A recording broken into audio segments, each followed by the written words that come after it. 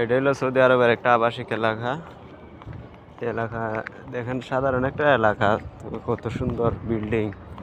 এই যে এটা পাথরের বিল্ডিং দেখা যাইতেছে।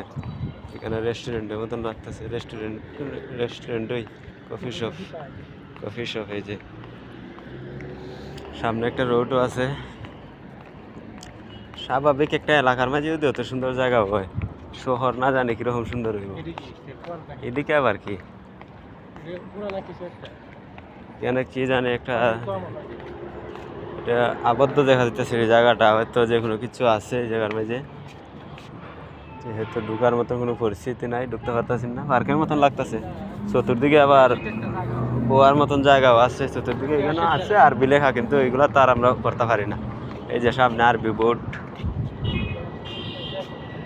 গাড়ি ঘোড়া দেখো ফিরে ফিরে তা জায়গায় জায়গায়, কিন্তু যেমন কোনো মালিক সারিক নাই। এটা আবার স্কিন দিয়ে রাখছে। এই যে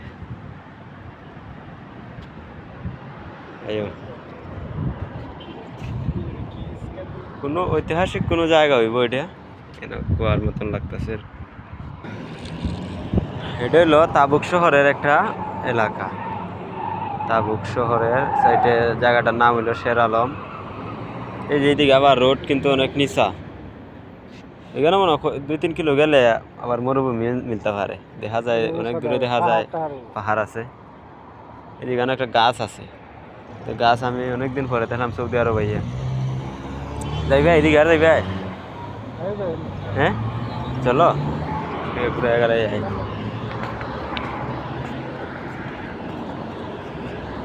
এই যে অটো সিগন্যাল দেওয়া রাখছে, এখানে অটো সিগন্যাল। গাড়ি যেদিকে দাঁড়ায় রয়েছে, বাংলাদেশ তো মনে হন পুলিশে পেপু ডাকায়, এখানে এইগুলা নাই, পুলিশ নাই, সব অটো সিগন্যাল। এই যে এটা লাল বাতি জ্বালায় রাখছে, এই এখন লাল বাতি জ্বলবো, মায়া গেছি গিয়া লাল বাতির ভিত্তিতে শেষ অফ। এখন আমরা নিরাপদে আটটা যেতে পারবো।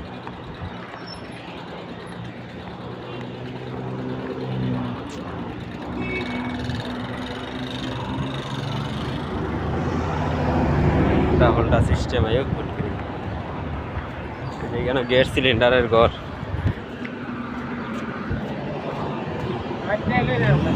হ্যাঁ এই যে জায়গাটা অনেক সুন্দর।